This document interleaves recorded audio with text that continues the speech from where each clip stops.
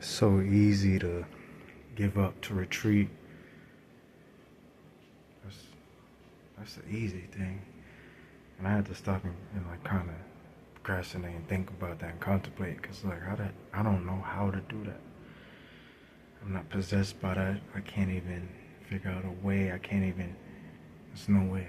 Um, yeah, I've been like in deep meditative state, like just pushing for greater strength and greater strength, and it's been absolutely amazing. And I found out something very enlightening, that things make you lazy. Things make you actually lazy. So all the things that you strive for in life, the things that you feel like you need in life, those things make you lazy. Those things make you do less for yourself. And the less you have, honestly, the more you do for yourself. That's what I actually discovered. Like, the less you have, the more you do for yourself, the more you want to do for yourself. When you have lots of things, you can't focus on yourself because you're focusing on trying to either get more things or maintain the things you have. But if you use things instead of letting things use you, then I think it may be beautiful. It may be beautiful when you come around. But things make you lazy, things make you depressed, things make you procrastinate, things make you deeply and more insecure. And I really had to look at that, like between somebody who has things and just looking at somebody who may want things that doesn't have those things at the moment. And the person that didn't have those things, that just had the desire, was actually more stronger. They don't see it, they don't realize it as of yet, but they was more stronger than the person that had things, because the person that had things, their guard was down. I've noticed this, and I had to realize this, that their guard was down. They was at their most vulnerable. And the people I've known that achieved things in life and went after goals,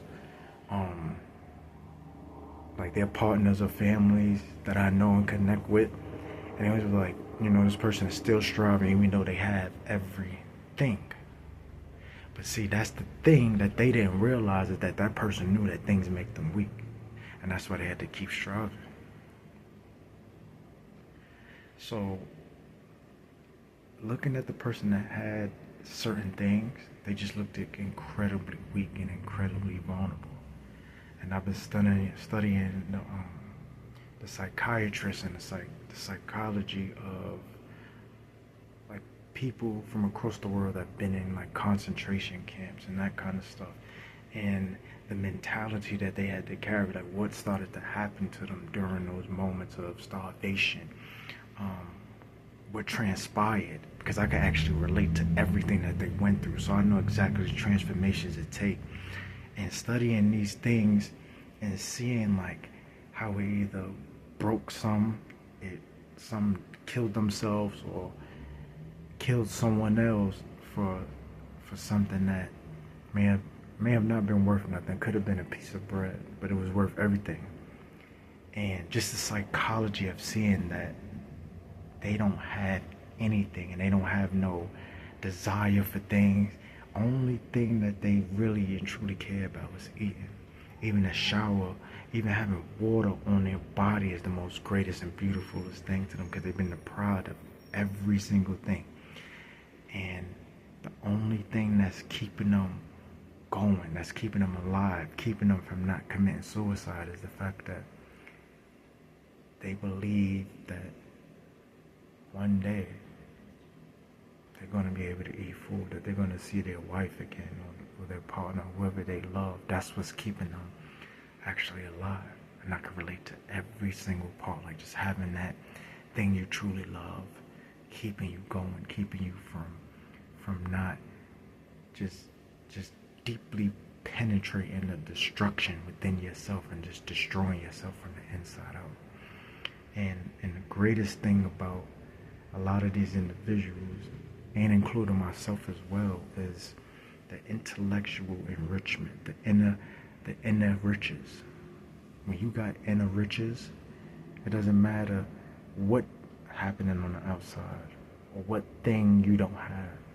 The inner riches is the most beautiful and the most amazing thing, because that's what keeps you fulfilled. So if you want true riches, true wealth, focus on the inner riches. Create an inner world where things no longer affect you on the outside. Like losing everything on the outside wouldn't destroy you, because you got inner riches. And when you got inner riches, someone like that can't ever be destroyed. Someone like that can't ever lose, because those inner riches eventually turn into beautiful things. And then the world that's within you, you'll start actually living it outwardly. So you won't ever have to worry about a thing. So